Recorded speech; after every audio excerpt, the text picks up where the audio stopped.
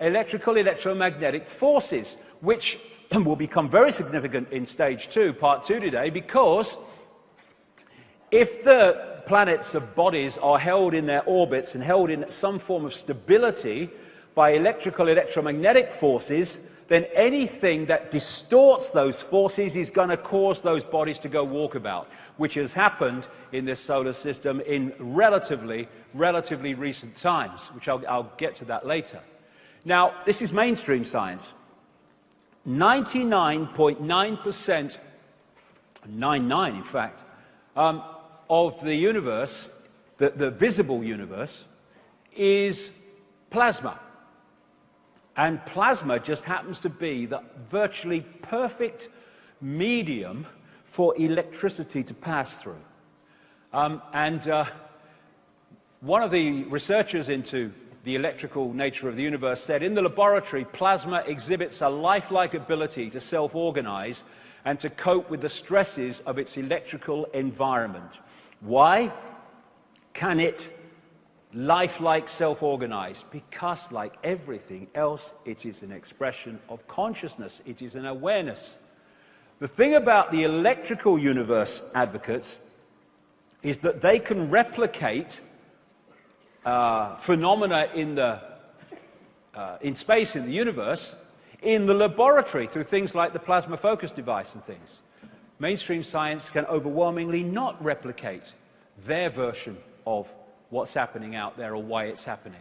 Comets are electrically affected forces as they pass through an electrical universe, creating electrical phenomena. The sun is virtually entirely plasma. Why?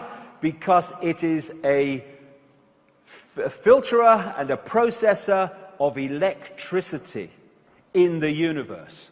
And things like solar flares are just massively greater examples of things like lightning. Now, the official mainstream version of the sun is that it has some nuclear core which passes heat out through a radiative zone and a convective zone and punches holes in, like they call sunspots, in the surface, and thus the more sunspots there are, the more the solar activity at the time. Well, there's a few things to that. First of all, there's no evidence of a radiative zone, and the convective zone is 1% of what it would need to be for that to be true. And also, if it's coming from the core and going outwards, why is the surface incredibly cooler than right out in the sun's atmosphere? Why? Because it's coming the other way. If you look at the sun in an ultraviolet level, there is this torus or donut around the sun. And it is gathering, bringing in electricity from the universal electrical field. Because the universe operates electrically like we do, it operates vibrationally, it operates digitally, and it operates holographically, just as we do. And so, when it has taken in a very, very powerful amounts of electricity, it discharges them because it can't hold them anymore, just like lightning discharges in a very electrically powerful atmosphere. And it punches holes in the sun that we call sunspots. And therefore, the more electricity is being picked up by that torus, the more it is discharging, the more sunspots, the more solar activity can be measured by sunspots. And this is one of the cycles, and I'll just take you through this cycle. Global warming, yeah. Global warming, yeah. Global warming, yeah. Global warming,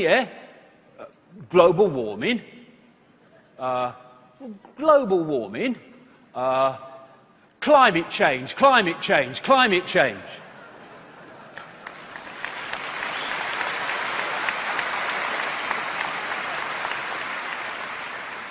And there is another phenomena of the electrical plasma universe, And that is something called Langmuir sheaths, after a man called Irving Langmuir, who basically came up with the concept. And that is this. It's incredible, really, to explain this phenomena. When plasma of a certain electrical charge meets plasma of another electrical charge, they automatically create these sheaths which hold the different charges apart. And thus, a planet or a sun is an electrical phenomenon on one level, and therefore the plasma around it carries a unique electrical charge coming off that planetary body. Thus, we have the planetary energy fields, or magnetospheres, which are created by electrical phenomena which impregnates the plasma with a certain charge that's different to another charge, and thus we have magnetospheres. And we have magnetospheres in a way called the auric field. And we, as human beings, are interacting on this electrical level, as we are on the digital, holographic, and vibrational level, with this cosmic internet. The electric universe that these people are brilliantly coming up with is one level of the cosmic internet, the interaction of information. And now we can start to see, I'll get into this later, how technology like HAARP in Alaska, which bounces radio waves of great power off the ionosphere, etc., can hack into this electrical system and change the weather and create things like earthquakes. That's what it's doing. It's hacking into these systems.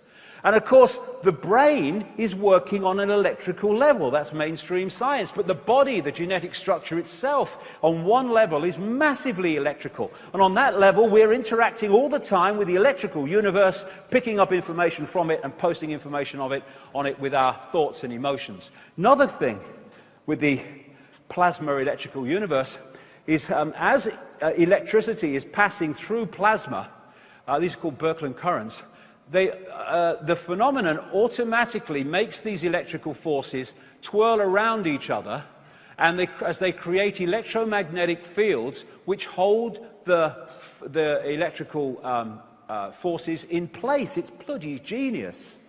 Probably somebody did that, that's why, but this is the way it is. This is the double helix nebula, a very massive version of that. But these Birkeland currents are tiny, tiny, tiny, going up to enormous, beyond our imagination in size, on the electrical level of the universe. And like I say, there you go.